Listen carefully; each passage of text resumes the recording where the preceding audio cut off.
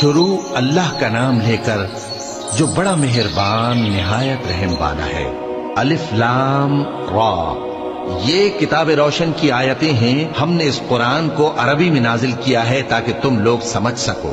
اے پیغمبر، ہم اس قرآن کے ذریعے سے جو ہم نے تمہاری طرف بھیجا ہے تمہیں ایک نہایت اچھا قصہ سناتے ہیں، اور تم اس سے پہلے بے خبر تھے۔ جب یوسف نے اپنے والد سے کہا کہ ابا، میں نے خواب میں 11 ستاروں اور سورج اور چاند کو دیکھا ہے، دیکھتا کیا ہوں کہ وہ مجھے سجدہ کر رہی ہیں۔ انہوں نے کہا کہ بیٹا، اپنے خواب کا ذکر اپنے بھائیوں سے نہ کرنا، نہیں تو وہ تمہارے حق میں کوئی چال چلیں گے۔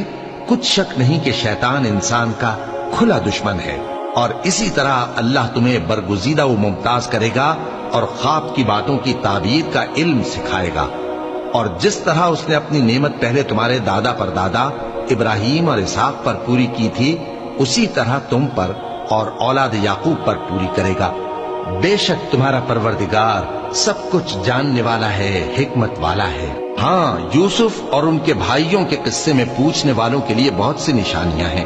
جب انہوں نے آپس میں تذکرہ کیا کہ یوسف اور اس کا بھائی ابا کو ہم سے زیادہ پیارے ہیں، حالانکہ ہم جماعت کی جماعت ہیں، کچھ شک نہیں کہ ابا کھلی غلطی پر ہیں۔ یوسف کو یا تو جان سے مار ڈالو یا کسی ملک میں پھینک آؤ، پھر ابا کی توجہ صرف تمہاری طرف ہو جائے گی، اور اس کے بعد تم نیک لوگوں میں ہو جاؤ گے۔ ان میں سے ایک کہنے والے نے کہا کہ یوسف کو جان سے نہ مارو، کسی اندھے کنویں میں ڈال دو کہ کوئی راہگیر اسے نکال کر کسی دوسرے ملک میں لے جائے گا۔ اگر تم کو کرنا ہی ہے تو یوں کرو۔ یہ مشورہ کر کے وہ اپنے والد سے کہنے لگے کہ ابا جان، کیا سبب ہے کہ آپ یوسف کے بارے میں ہمارا اعتبار نہیں کرتے، حالانکہ ہم اس کے خیر خواہ ہیں؟ کل اسے ہمارے ساتھ بھیج دیجئے کہ خوب میوے کھائے اور کھیلے کودے، ہم اس کے نگہبان ہیں۔ انہوں نے کہا کہ یہ امر مجھے غمناک کیے دیتا ہے کہ تم اسے لے جاؤ، یعنی وہ مجھ سے جدا ہو جائے، اور مجھے یہ بھی خوف ہے کہ تم کھیل میں اس سے غافل ہو جاؤ اور اسے بھیڑیا کھا جائے۔ وہ کہنے لگے کہ اگر ہماری موجودگی میں کہ ہم ایک طاقتور جماعت ہیں اسے بھیڑیا کھا گیا تو ہم بڑے نقصان میں پڑ گئے۔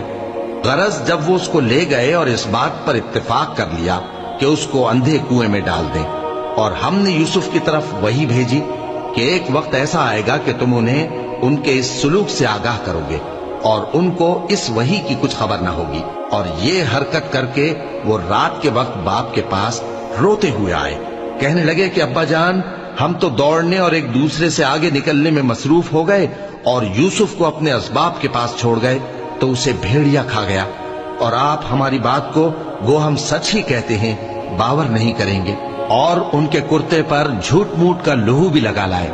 یعقوب نے کہا کہ یوں نہیں ہے، بلکہ تم اپنے دل سے یہ بات بنا لائے ہو۔ اچھا، صبر کہ وہی خوب ہے، اور جو تم بیان کرتے ہو اس کے بارے میں اللہ ہی سے مدد چاہیے۔ اور اب اللہ کی شان دیکھو کہ اس کنویں کے قریب ایک قافلہ آوارد ہوا اور انہوں نے پانی کے لیے اپنا سقا بھیجا، تو اس نے کنویں میں ڈول لٹکایا، یوسف اس سے لٹک گئے۔ وہ بولا، زہے قسمت، یہ تو ایک لڑکا ہے، اور اس کو قیمتی سرمایہ سمجھ کر چھپا لیا۔ اور جو کچھ وہ کرتے تھے اللہ کو خوب معلوم تھا، اور انہوں نے اس کو تھوڑی سی قیمت یعنی مادود چند درہموں پر بیچ ڈالا، اور وہ اس سے بیزار ہو رہے تھے۔ اور مصر میں جس شخص نے اس کو خریدا، اس نے اپنی بیوی سے جس کا نام زلیخا تھا کہا کہ اس کو عزت و اکرام سے رکھو، عجب نہیں کہ یہ ہمیں فائدہ دے یا ہم اسے بیٹا بنا لیں۔